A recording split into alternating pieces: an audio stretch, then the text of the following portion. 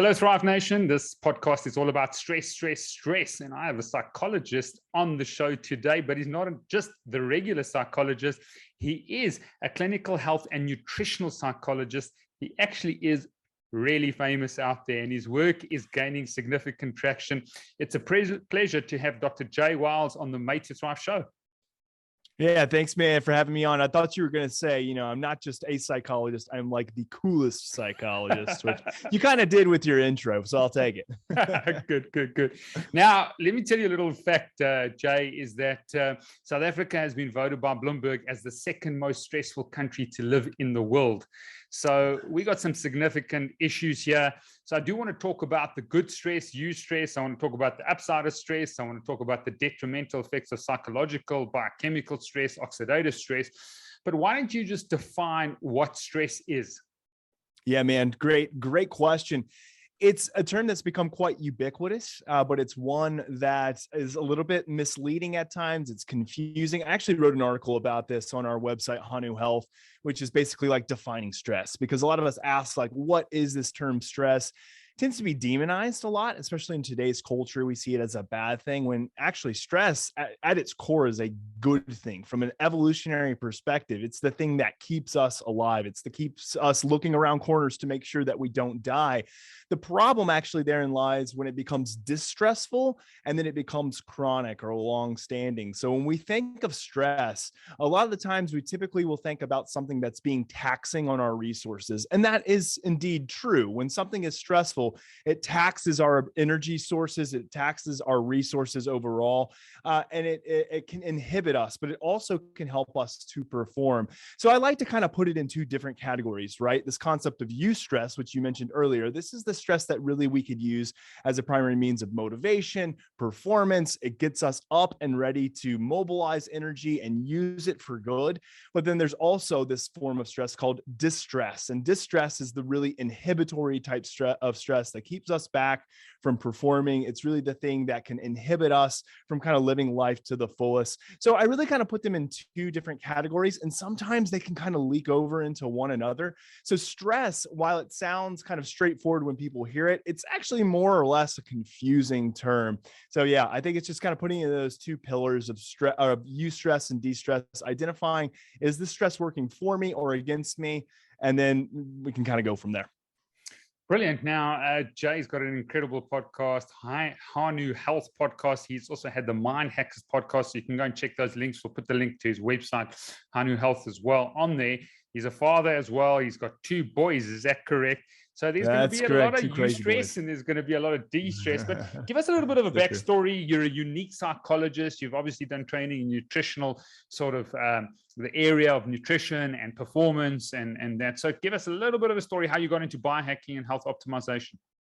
Yeah, man. So it was not a very straight path. It wasn't super linear. It was like all over the place. Like when I was in high school, I was always an athlete. I performed really well. I just have really good genetics and build for athletics. Like I'm a broader shouldered type individual. I'm very tall. I'm 6'5". Like I was just drawn to athletics and I performed really well in them. When I got to college, I was really thin, but I was still really tall. I probably gained about an inch in college. I was probably 6'4" when I started college. And I wanted to gain weight. I was like 175 pounds or so. So I was a pretty thin, like tall individual. And I was like, you know what, if I put on some muscle, maybe, girls will find me attractive. I'll find a mate. And there we go. The rest will be history. It kind of did work out that way, which is funny. My wife will kill me for saying it that way. But I just gained a lot of muscle. I started doing a lot of research into physiology, to movement, to weight gain, especially muscle gain. And I put on close to 60 pounds when I was in college. Actually, a little bit more than that. I was close to 70 or 80 pounds when I was in college.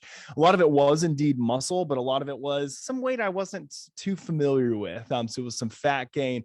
And I was just kind of eating what you would consider like the typical like bro diet, which is like this, bro science, like pack on a ton of carbs, just eat whatever's in front of you. Like it doesn't matter if it's fast food or whatever.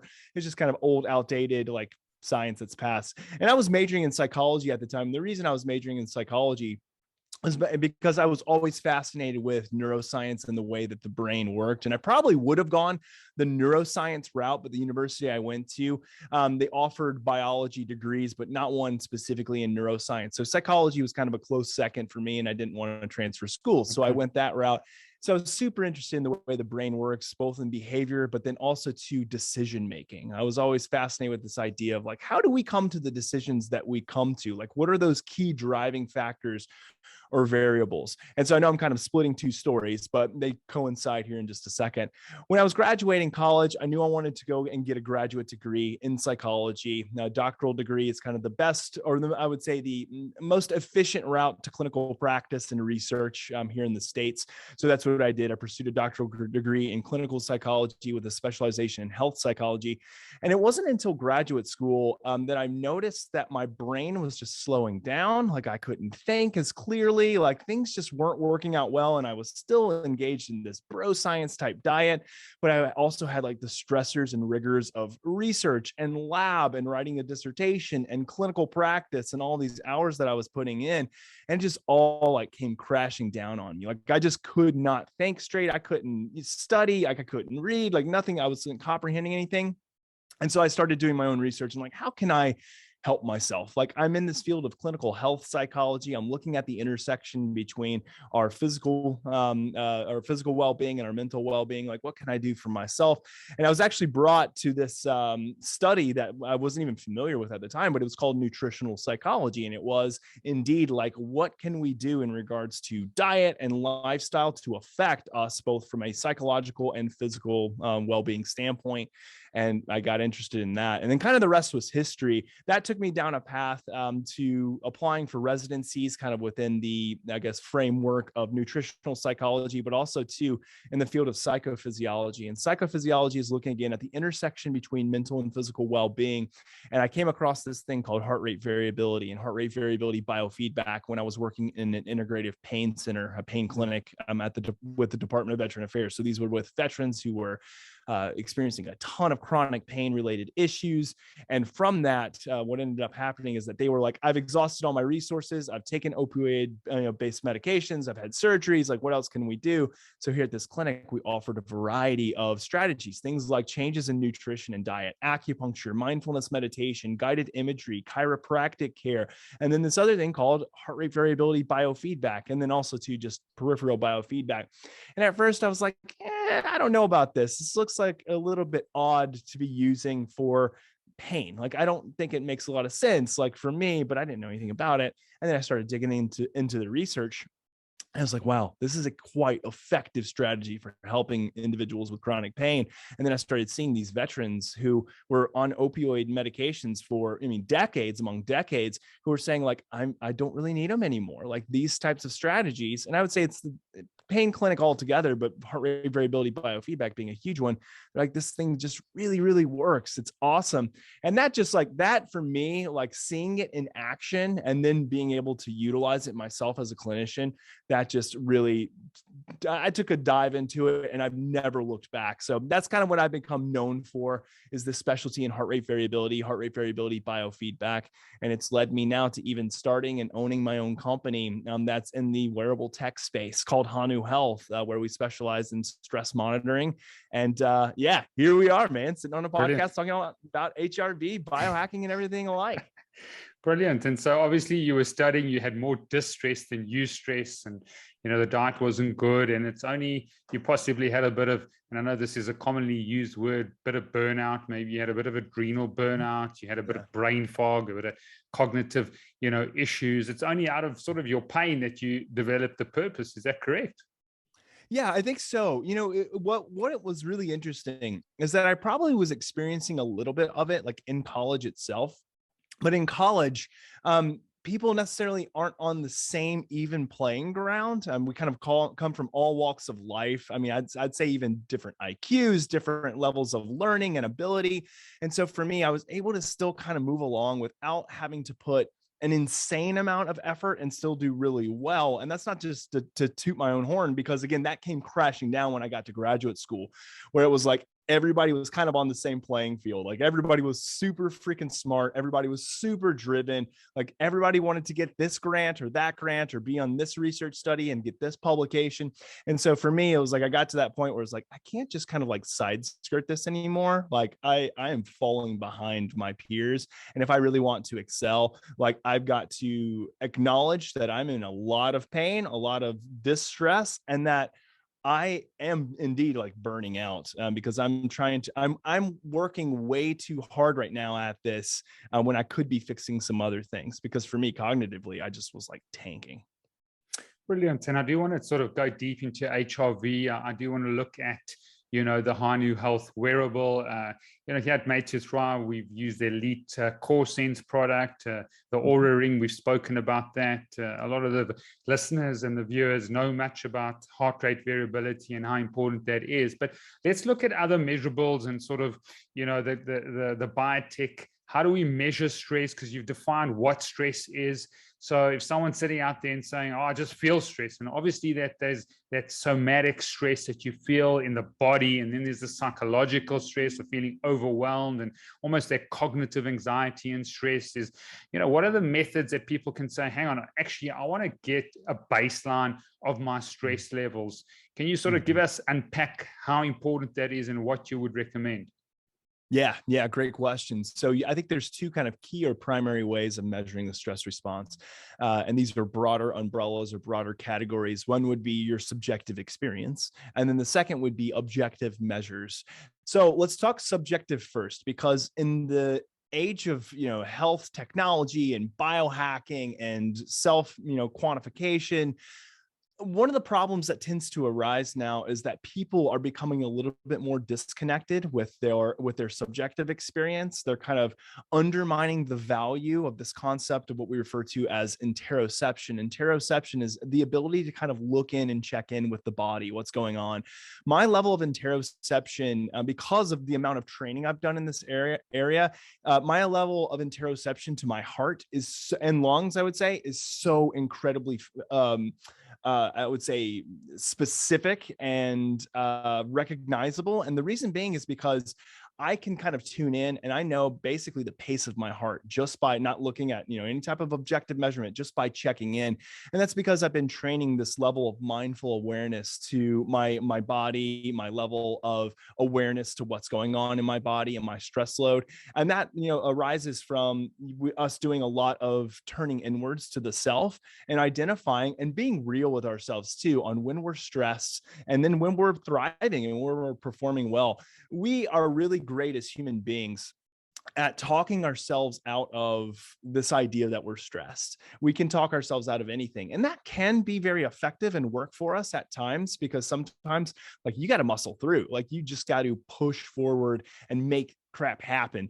The problem though is that if it's repeated times of this happening, then what eventually happens is that you keep trying to tell yourself you're not stressed until you just burn out. Like you either implode, or what I see quite often is explode. So people tend to externalize behavior such as anger, frustration, sadness, and even isolation is a huge one, because we try to talk ourselves out of it. So a lot of it is just being real with ourselves and turning inwards and checking in subjectively and asking ourselves, like, am I being real with myself? Am I truly like stressed right now? Or am I truly like good to go and thriving?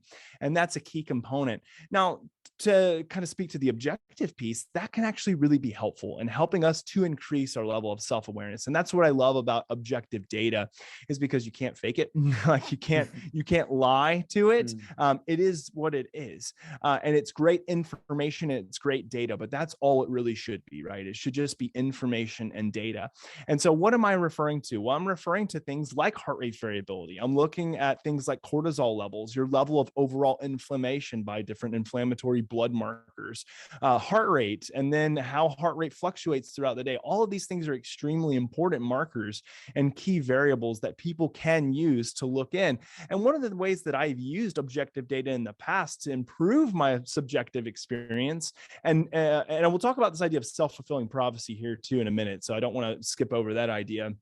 But I've actually utilized it to kind of check in and say, okay, my data says this. How does that compare to kind of how I'm feeling in the moment? Like realistically, like heart rate variability is really low right now.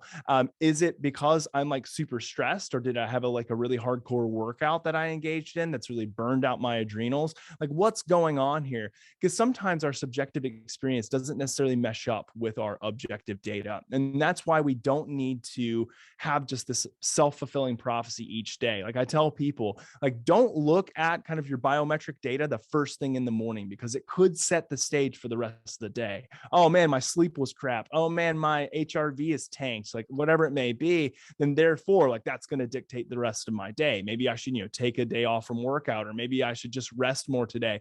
And that may very well be what you need to do, but it doesn't need to dictate everything. I think we far too often now in the day of self-quantification, we far too often overlook the value of subjectivity. So sorry, that was a long-winded answer, but that's great. And I think when it comes to the subjective, it's silence and solitude and the mindfulness, and you're looking at every single day being able to just sit quietly and listen to your body. What is your body saying, and how are you feeling? Be able to externalize a lot of those emotions, externalize what level you are in terms of eustress or distress.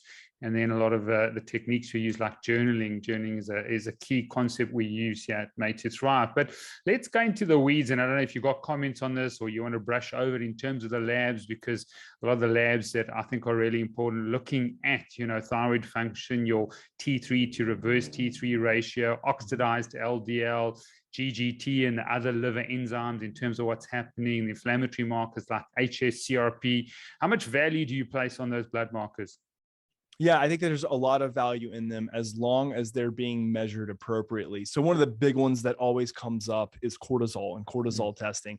And a lot of people will do like a static cortisol test where they're basically just testing blood markers in that moment. And there's really no value in that. There's really not, there can be a little bit. I don't want to speak too much in hyperbole, but for the most part, there's not a lot of value in that. Whereas doing a 24-hour salivary test for cortisol can be quite informative and quite helpful, especially when we look at it in terms of our circadian rhythm and circadian cycles. And we can see kind of where we are either secreting too much cortisol or not enough, which is equally as much of a problem as well. These can be extremely helpful. Then we look at inflammatory markers, especially when we look at something like high sensitivity C-reactive protein or hsCRP.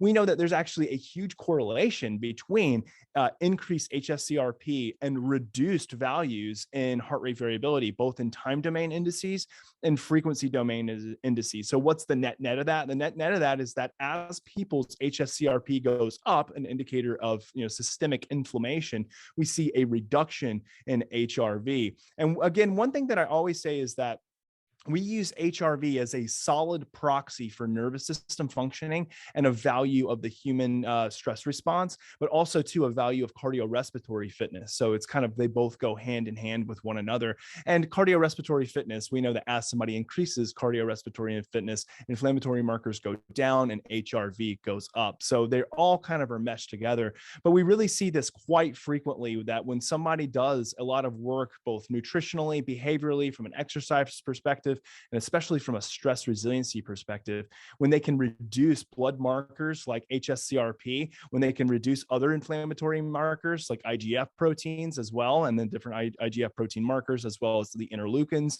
then we see that HRV goes up. And that's typically associated with an increased subjective experience of stress adaptation and stress resiliency. So there's a lot of good kind of like test for this, as we've mentioned before. I think that you just have to contextualize it as well. I mean, one thing too that I've seen quite common, and people have asked me about this from a consulting perspective. They've said, I've seen that, I'm an athlete. This happens with a lot of triathletes, like ultra marathoners, like a lot of people who are really, really active and do a lot of movement. They'll go and get blood testing and see that their hsCRP is pretty high, but their HRV is out of the roof, like compared to their normal basis. Like they have a high HRV. And a lot of it is because, yes, you're putting your body through a ton of of stress. And there are some downsides to it. I mean, we know that ultra marathoners, we know that, CrossFitters, triathletes that are really putting their body to the test, like you pay in some ways. In some ways, it's great for the body and mind. In some ways, you pay for it. But because their cardiorespiratory fitness is so incredibly high, HRV tends to be really high for these individuals. But you can see that it also coincides with a high HSCRP. So you have to contextualize everything and not just go get these blood tests and say like, oh, well, they're not really matching up, so therefore, Dr. Wiles is wrong. Like, the fact is that everything needs to be contextualized in both blood biomarkers, but also any objective data. You seem very afraid with the research. This is incredible when it comes to stress. But let's talk about DHEA, the DHEA cortisol ratio, how important that is. A lot of the athletes or clients that I work with, pushing their bodies to the ultimate limit. Even myself now, 40,000 kilometers I've run over the last 27 years, 11 comrades marathons in a row. So these are very important, kilometers that I need to put on the road. It seems like my DHEA really struggles. And we look at sort of actual adrenal gland that will give patients and clients in my other life and that. So how important is DHEA in terms of the research in stress and the DHEA cortisol ratio? Yeah, so it's a great question. I'll be the first to say that this is not necessarily my forte in regards to research, but I am familiar with some of the research. So I'll speak kind of lightly to it, but not dig too deep, because my level of understanding on this subject matter is not as high as in other areas. But we do see kind of a direct correlation with, again, those who are really putting their body to the test. So those high performance athletes, those ultra runners, those Metcon individuals and CrossFit community, we see kind of as they exercise their adrenal glands pretty significantly through some of these kind of more masochistic exercises that they engage in, that we do see significant drops in DHEA, and that is associated with a more subjective experience of stress. Now, I have not seen any studies that's looked at the correlation between a drop in DHEA or even DHEA in general and HRV. However, what I have seen though in research is the look at or examination of anxiety or stress that is associated. And we know that kind of by its nature, that can also be a good proxy for HRV, because we know that someone's subjective experience of anxiety or stress and then their experience of physiological stress is very, very closely associated with HRV outcomes, especially within the different domains. And the correlation coefficient between subjective experience and physiological stress and objective measurements is really high. And what we know from research is that as DHEA is lowered within these high performance athletes, that we see subjective experience of stress, and then we know physiological stress will go up. So by design or proxy, we would estimate, even though the studies haven't been done, or at least I'm not familiar with them if they have been done, that HRV would then suffer.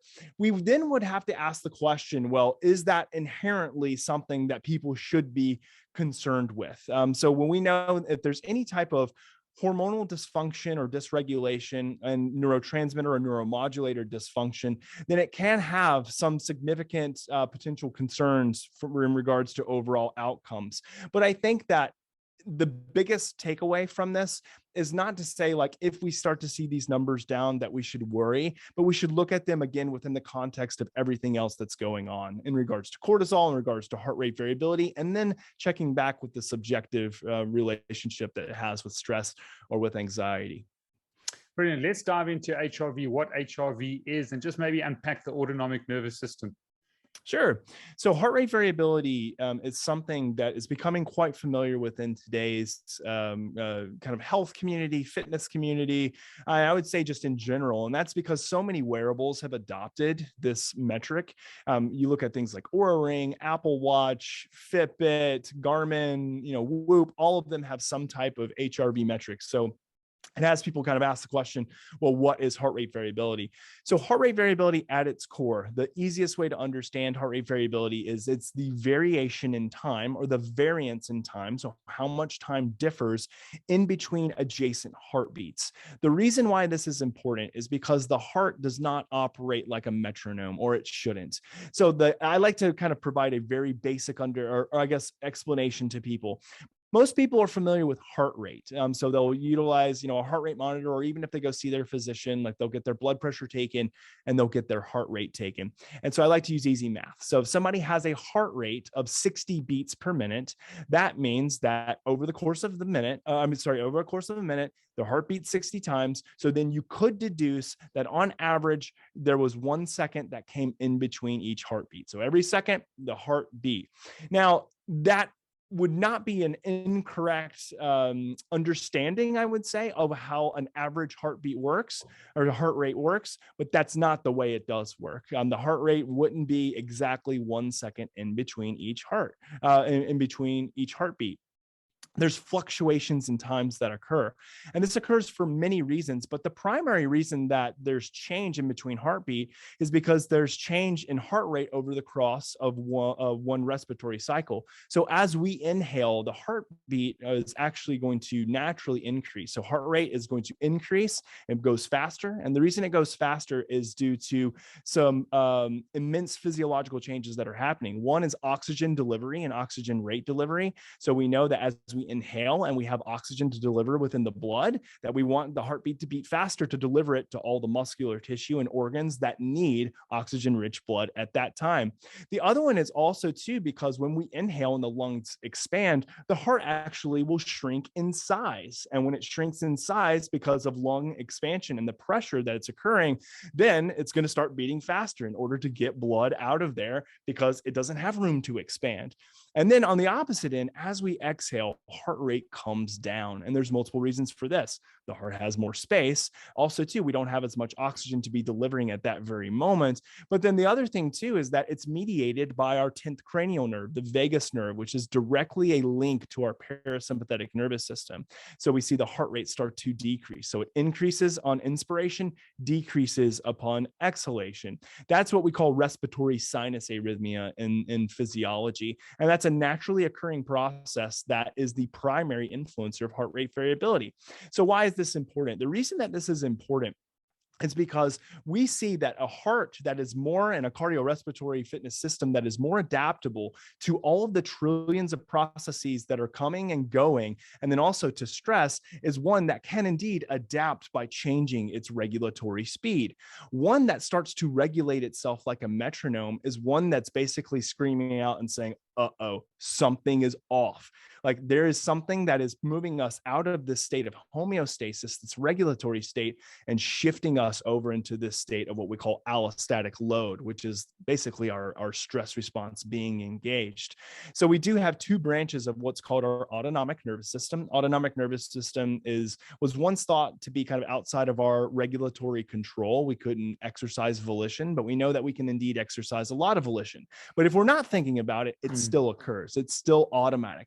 Yeah. And a part of the autonomic nervous system is your brain, is your heart, it's your lungs. You're always going to breathe. You're always going to have a heartbeat as long as you're still living, if the autonomic nervous system is working effectively. The two branches are the sympathetic and parasympathetic nervous system. There's actually a third branch, which is the enteric nervous system. That's your gut, and it's very much linked, but a lot of times we just focus on sympathetic and parasympathetic nervous system. When we are able to control or modulate both of those at will, which a lot of people, everybody has the ability to do it, but when we're really stressed, we kind of lose control of our ability to modulate those. That's where we start to see dysregulation, is when we're not modulating them. So the sympathetic nervous system is typically associated with the fight or flight response, and the parasympathetic nervous system is typically associated with our relaxation response. These are not two linear types of nervous system links, like one isn't turned on and the other's turned off. They can actually modulate like a seesaw, or they can work together, or they can work antagonistically or against each other. But this autonomic nervous system is really kind of the key physiological regulatory mechanism for our human stress response. Brilliant. Well said, and great summary there. There's a lot there that has to be unpacked. But let's go back and just distill. We've got subjective. Someone can measure stress, be mindful, be aware of what's happening and how you're feeling, both somatically and cognitively. We've then got a whole bunch of blood tests or blood labs that people can have a look at, that they're important. Then we got heart rate variability, really just a picture or a snapshot of what's happening with your autonomic nervous system. the balance between those, or the radical center, as I call people. We want to be able to, run away when someone's trying to get our cell phone, or they're trying to rob us, and we want to be able to rest and relax when we need to. I think that they're both important for survival. Then let's talk about possibly respiratory rate. We've both had Patrick McKeown. He's been on the show twice as well. Incredible human individual with regards to, your respiratory rate, possibly temperature, what happens to temperature, just signs that people, because what I want the listeners to know, or the viewers when they watch it on YouTube, is, okay, let me do a stress audit of eustress and distress. Where am I? Where can I go? And almost build a foundation of where they can really tap into to see where they're at. Yeah, absolutely. So glad that you had Patrick on. He co-hosts the Hanu Health podcast. We do all the Q&As together. Patrick and I are close friends. He has built a lot of stuff into our application for Hanu with Oxygen Advantage. So glad you had him on. So, what's really cool about our autonomic nervous system, but also to our physiology in general, is that it is there as a means of signaling awareness of when things are going right or when things are going wrong.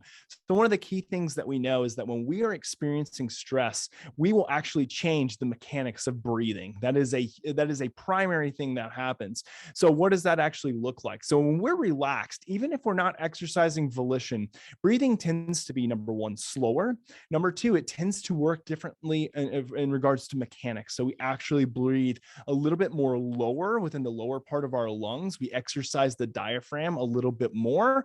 And then the biggest thing would be a slowing of rate. So most individuals, especially adults, will breathe at a cadence or a rate of as low as 12 breaths per minute up to about 16. This is when the autonomic nervous system is just operating and you're not thinking about it at all. When we get stressed, we see those rates go up. So if your normal breathing rate, let's say, is 14, we'll start to see it go up to 16, to 17, and to 18 breaths per minute. So the cadence tends to be a lot faster when people are stressed. And that's because the heart is beating faster, heart rate variability is lowering, and then therefore too, the signal can come from heart rate alone, or it can come from our respiratory rate goes up, and that then increases heart rate. So these kind of can work in tandem. And the other thing too is that we see that the mechanics change from that low, slow type of breathing that we're engaged in when we're relaxed to it comes up thoracically. So from the chest, or even for some people who are experiencing like panic attacks, it comes clavically. So that's here kind of from the collarbone or in the shoulders, and you'll see them, right? They'll actually like be breathing heavy from the chest, or their shoulders will be kind of moving up and down. And that's not something that you see unless somebody either has really dysfunctional breathing or something like asthma, or they're really, really stressed. So that's a huge signal right there. Like you can just tap into like your breathing and just check in. And that comes back to, again, this level of interoception. So the more and more you practice mindful awareness and you identify when you're stressed, the more you can see like, how is it manifesting in the body? Is my respiration rate going up? You can measure that, but you can also too, just measure it, subjectively check in, like, oh yeah, I'm breathing pretty fast. Heart rate, is heart rate going up compared to your normal baseline? Maybe you operate typically at 70 beats per minute. And when you're stressed, it's up at, 85, 90 or so, or maybe even higher for some people. Like those are things that you should look at. So those are my two key components as I look at how are people breathing in regards to cadence, what kind of mechanism are they using? So like, are they actually like breathing clavically, like up in the shoulders from the, chest, or are they breathing low and slow? And then also to heart rate. And then I have people really learn to kind of tune into heart rate, because you don't need, a wearable like Hanu or Aura or something else or Garmin in order to tell you how fast you're breathing. It can be quite helpful. I own a company, so obviously I want people to like check with biometrics, but also too, just learning to check in kind of with the pace of the heart and pace of the breath, something that can be really incredibly important in the moment. Did that answer your question? It did. Respiratory, any other signs and symptoms, temperature, just something that people can have a look at in terms of what's happening from a stress point of view. Absolutely. So one of the greatest ways of assessing the sympathetic arousal is actually through what's called the galvanic skin response. So the galvanic skin response is actually looking at glabrous skin, especially. So that's without hair is what I refer to when I talk about glabrous skin. That can be in the hands, can be on the forehead, can be on the bottoms of the feet, and it can also be tongue, but we really look at hands, feet, forehead. And that's how much are we sweating? So we can actually measure that, or you can just check in. Like, does it feel like we're getting heated up kind of in this glabrous skin, or which would actually be more indicative of somebody who's relaxed when the hands and the feet get warm, or are we starting to sweat and the hands are getting cold? It's a really interesting phenomena. So when someone is really, really nervous, their palms may get really sweaty, but they feel like they're freezing. And that's because all of the blood will shunt from the hands or the peripheries to the heart, to the brain, and to the lungs, because during a stress response, those are the key organs that we need operating at 100% efficiency. We don't need digestion working well. We don't need a lot of blood in our hands and our feet. We need our brain to work. We need our heart to work. We need our lungs to work. And that's kind of bastardizing it a little bit, but that's really what we're looking for.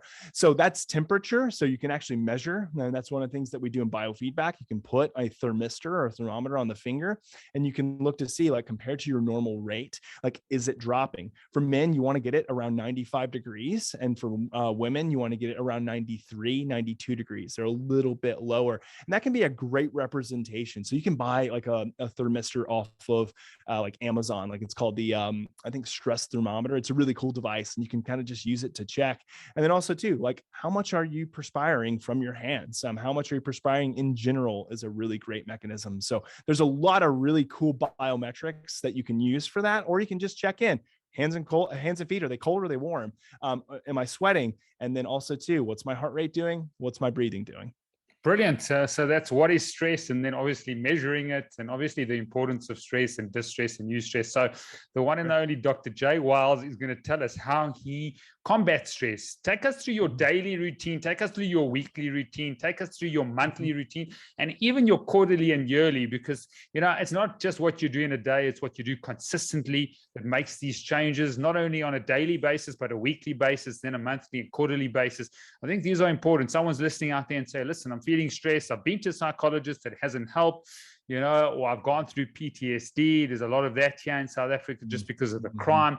What can they do? Obviously, we're not negating the fact of health professionals. They have their role. But I think the way of the future, and I do want to talk about biotech and the way of the future in terms of people taking accountability of their own health, in terms of the chasm that is being sort of created between professionals that are extremely busy, these specialists, you know, consultants that are extremely busy, and they see patients every 3 months, give them a bunch of medicines or supplements, even functional medicine doctors, even myself, functional medicine I've been doing for 12 years. But there's a chasm that's growing because we don't have enough doctors. The person listening out there wants to hear about Dr. Jay Wiles' sort of stress-free, not stress-free life, but how he deals with stress. Yeah, it's great. It's a great question. So one thing I will say, this is my shameless plug. I did a day in the life podcast not too long ago on Hanu, and then also too, it's up on YouTube, so people can check that out there, where I kind of get really granular and provide like a high fidelity shot of what I do on an everyday basis. Most of the things kind of by design, naturally there to either do one of two things: induce stress, and I'll talk about that here in a second, or reduce stress.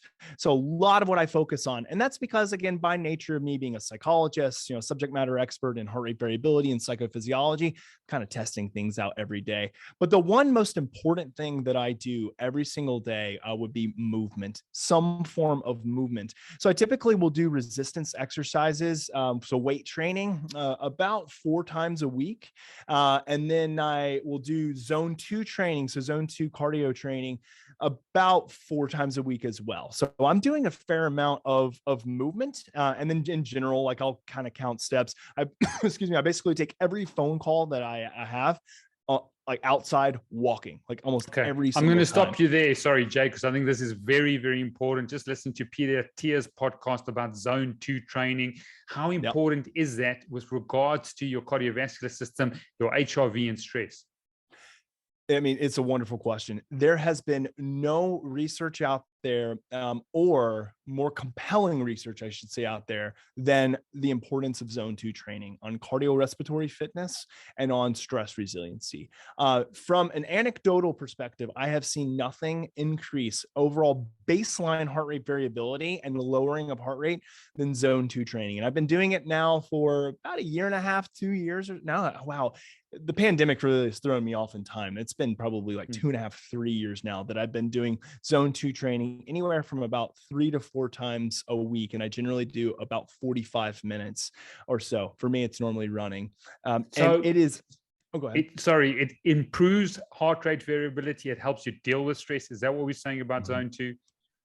Absolutely. And the big thing is a lot of people ask about an increase in overall baseline of heart rate variability. So how can I increase my average heart rate variability, which we know from research is not extremely important when it comes to stress, but it's very important when it comes to cardiorespiratory fitness. I have not seen anything move the needle out there more so than zone 2 training. I mean, it has been an incredible increase for myself, for patients alike, and then it's now kind of confounded or I would say supported within the context of the literature and evidence-based protocol to increase HRV and stress resiliency. I mean, it's an incredible practice that I recommend for every single person. And let me tell you my story. Then in the pandemic, Comrades Marathon gets canceled. I've done 11 in a row. I've done thousands of kilometers. I'm running 6 days a week. I'm training well.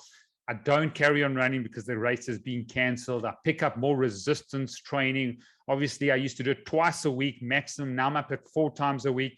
And over probably the last 18 months to 2 years, I've put on about 4 to 5 kgs of lean muscle. But my number of kilometers on the road has dramatically reduced.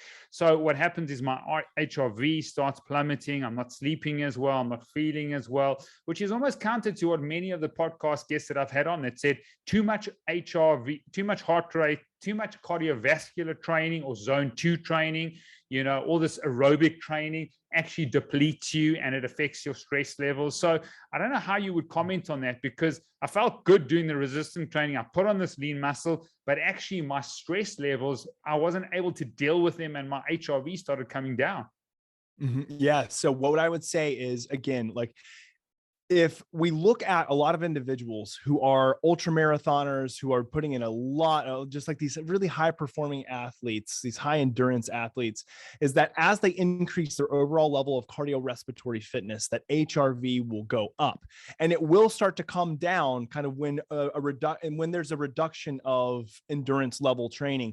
One of the things to also remember too is if you're balancing your training well, you're not overreaching, you're not overtraining, then we do see, again, with endurance athletes, HRV going up and being higher than most individuals.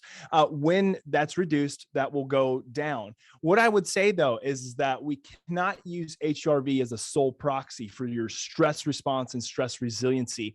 It's got to be that you check in subjectively, because a lot of people say, well, like, I changed up my routine, my HRV went down. And I would say, do you still feel like you're managing stress well? And they'll say, like, yeah, I actually feel better about that than anything. And what I'll say is, okay, then your HRV changes are a much more indicative of changes in cardiorespiratory fitness than anything. And that right there should be not as much of a proxy for your stress abilities and your stress adaptation as it should be for overall cardiorespiratory fitness. So it's a key distinction to make here, right? Because I don't want people to then think like, oh no, HRV is going down, so now I'm not as adaptive to stress. No, we have to contextualize it. The contextualization of this is that it could just be that your cardiorespiratory fitness may be suffering a little bit.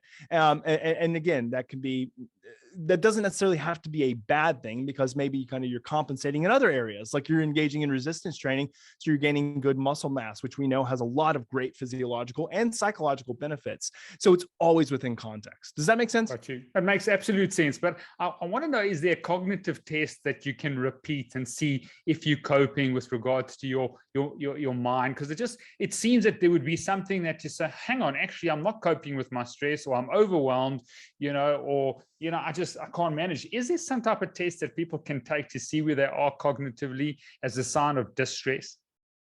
Yeah, great question. So there's numerous cognitive tests that are out there, but really stress is not well managed in terms of like these more formal assessments. And so it's a little bit tricky, because again, like there's so many variables that can confound scores cognitively, that can we branch that back to the stress response being activated, or can it be something completely different as a confounding variable? So the short answer to that is, right now, I'm not aware of anything. I really think that it's much more like I have kind of 2 different tests that I run through basically on a daily basis to check in with stress levels. levels. Number one is, Jay, are you stressed? Like, do you feel like you're stressed? Number one. Number two would be like heart rate variability and checking into not just time domain indices like RMSSD, but looking at my frequency domain measurements. A great one is the high frequency domain under rest. Is that significantly fluctuating away from my baseline? Not compared to anybody else. HRV of any metric should never be compared to anybody else. My 100 milliseconds RMSSD may hold the same weight from a stressed levels perspective than somebody with a 20. Like, they're not comparable. These do not work linearly. And I tell people this all the time because a lot of people are comparing their Whoop RMSSD score or HRV score, their auras. And I'm like, these are not comparable scores whatsoever. So I check in with RMSSD. I said 2, but there's actually 3 things that I check in with. The third one would be, is I actually listen to people around me. My wife is a great example. She'll tell me when I'm stressed. And I'll be like, no, I don't think I am. She's like, no, Jay, I know you are. Like, I've seen kind of the way you've interacted with your boys. I've seen kind of the way that you're interacting with other people, or the way you're doing this, the way you're doing that. That's another comment. The other thing that I might throw in there would be, I use sleep as a great proxy for how stressed I am. Am I having early morning awakenings? Am I having difficulty with onset? Like, is my sleep architecture significantly different compared to my normal basis? That's a really good check-in that I can't fake. I can't fool it. And so I'll look at it and be like, oh my gosh, like, I've noticed that I'm only getting like 5 hours of sleep like this entire week. Like, for me, that's too little. I felt like de-energized. I feel subjectively stressed, like when I'm kind of in that level of sleep deprivation. So there's all these variables. So I would say, again, that's a long-winded way of saying is I don't think there's anything out there right now that we can use kind of as a cognitive measurement, other than kind of the things that I just mentioned that are less cognitive and more kind of just checking in on these different areas and different bases. There's so much you talk about. I know we're coming to the end of the show, but tell me quickly about CGM in terms of people that have got a lot of distress or eustress. We used CGM significantly at Mate's Drive. All the clients and coaches use it. What happens to your glucose? Oh yeah, absolutely. So we know that the huge correlation here would be overusage of adrenals, so HPA dysregulation. So that's the hypothalamic pituitary adrenal axis. We know that when stress is activated, when the sympathetic nervous system is significantly activated and we have withdrawal of the parasympathetic nervous system, our HPA axis becomes highly dysregulated, meaning that we secrete an overabundance of adrenaline, and therefore we increase the hormone levels that are referred to as cortisol. As cortisol is increased, we know that this acts almost as a key to the cell that will unleash kind of the sugar loads into the bloodstream. And outside of any type of nutritional intake, and so that means even a lack of carbohydrate intake or even gluconeogenesis, aside from any of that, we know that when we increase adrenaline and then therefore increase cortisol, we also increase blood sugar or blood glucose. So we see this with there's actually some really interesting studies, and we're looking at doing a study at HANU and looking at heart rate variability parameters and how that is associated with blood glucose levels. We know, though, that when someone is stressed and they have a large secretion of cortisol and adrenaline, that blood glucose inevitably goes up. And we've seen that there's some individuals, especially those who have panic attack or PTSD or high levels of clinical related anxiety, that their blood glucose can sometimes double compared to where they are outside of any type of intake of nutrition, which is incredible. And so we know that this has significant detrimental impacts because the higher that blood glucose stays up and sustained, even again outside of nutritional intake, that this can be extremely inflammatory to the heart, to the epithelial walls of blood vessels and blood cells. And this also increases as one of the primary increasers of HSCRP, of high sensitivity C-reactive protein, when we see this. So huge CGMs can be so incredibly useful, and I'm really looking forward to the research that we're going to do out of HANU that's looking at the use of CGM and tracking blood glucose and what that does from kind of a day-to-day, moment-by-moment basis of heart rate variability. I can almost guarantee you we're going to see increased heart rate and cortisol output is going to equate to a lower HRV and higher blood glucose. I feel like the study's done, even though it's not done yet, but that's probably what we're going to see. Okay, so Dr. Jay is doing resistance 4 times a week. He's doing zone 2 training. That's the exercise. Tell us what other things you're doing to combat stress. Yeah, the biggest thing, and this is kind of getting into why I created the company that I created in the wearable market is breath work and biofeedback. So breath work and biofeedback. So a lot of people nowadays are familiar with breath work and kind of the power that breath has and that the breath has on autonomic nervous system functioning. So people like Patrick McCune, James Nestor, Brian McKenzie, a lot of these names in the breathwork space, I mean, Wim Hof as well, have brought forth this notion that we can have a direct link and direct signal to our stress response and to our autonomic nervous system through the breath. And this is found in so much, this is found in so much evidence-based research and then within the scientific literature. Like, it's basically something that you cannot argue now, is that we can have direct control of our nervous system through breathing. So for me, that looks like focusing on nasal breathing all day long. And there's a lot of important reasons for nasal breathing, including the enhancements in nitric oxide output, also the resistance of breathing that comes from the nasal pathway that helps us to slow our breathing down, an increased level of CO2 tolerance that comes from nasal breathing. There's so many great benefits, both mentally and physically, that come from nasal breathing. So that's one thing I focus on every day.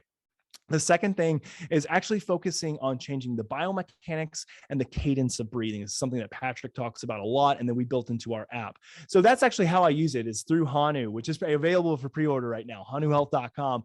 But the way I had to throw it in there, but the way that I do this is I actually use biofeedback. So I track heart rate variability, the changes in heart rate and heart rate variability when I pace my breathing. I do a lot of what's called resonance frequency training, or resonance biofeedback.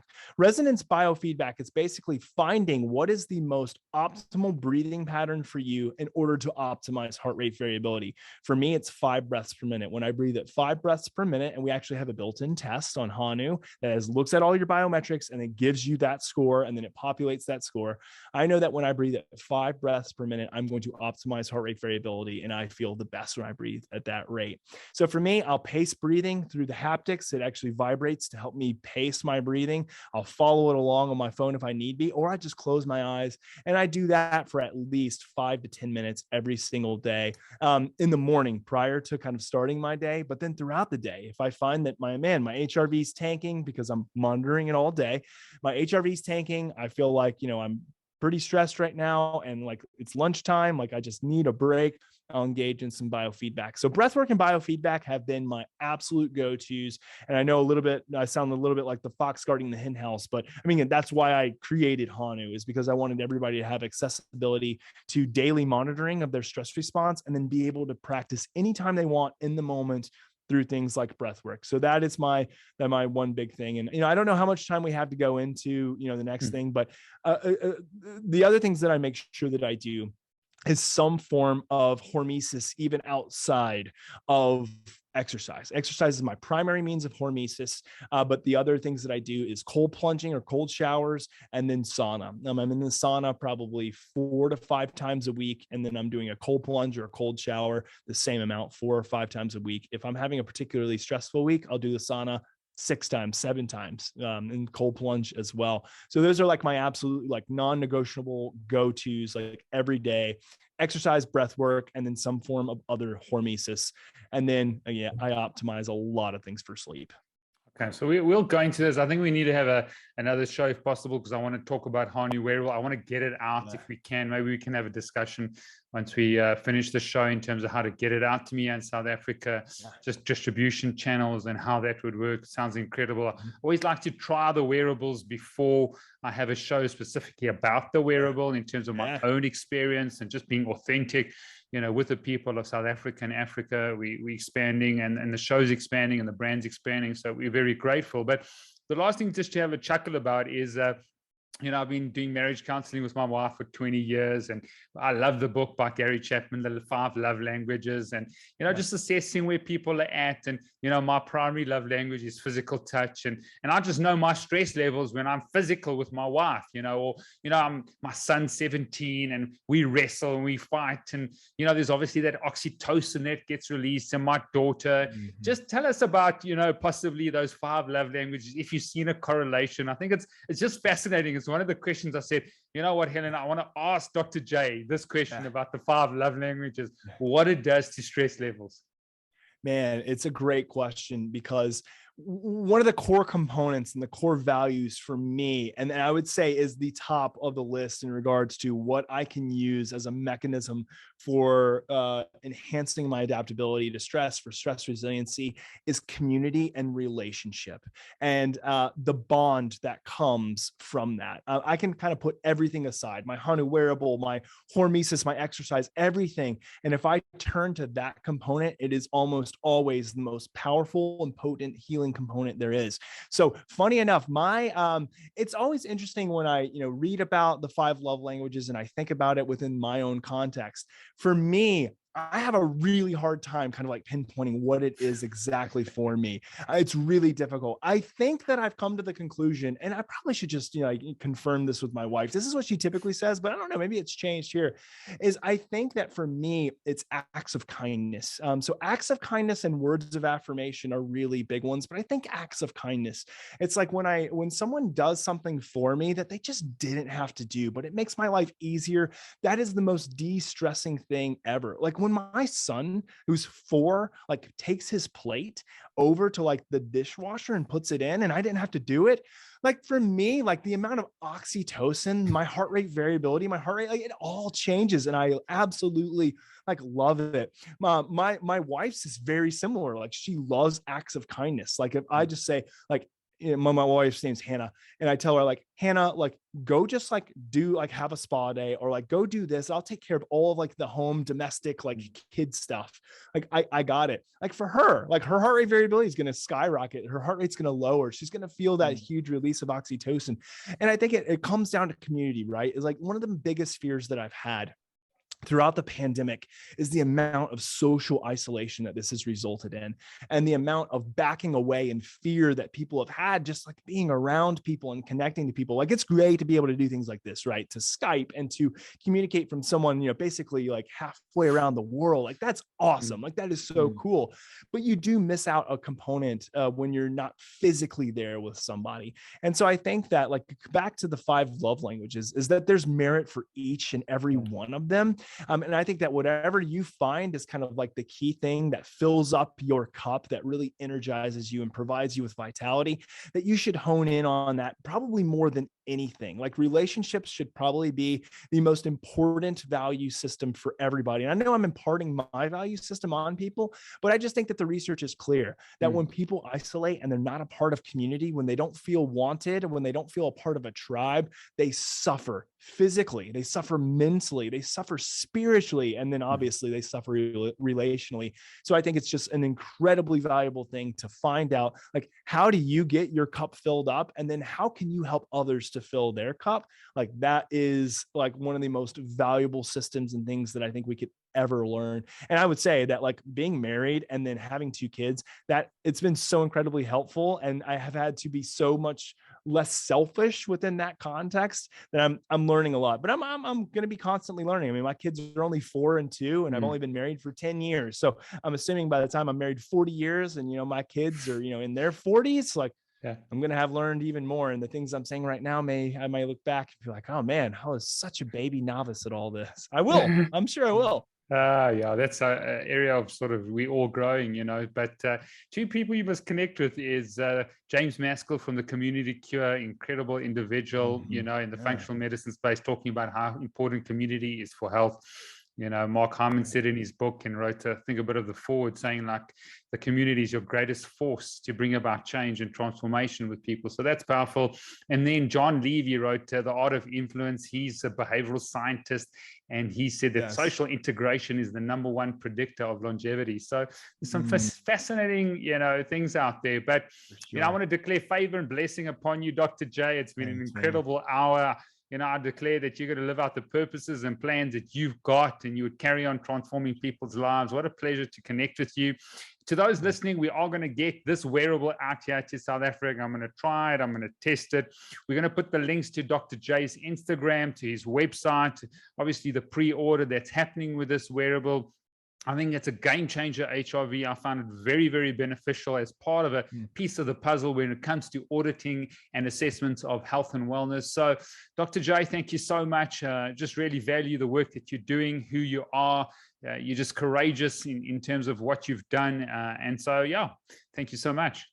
Hey, thanks for the kind words, Steve. I really appreciate it. I appreciate the work that you're doing as well. It's been a blast being on, man.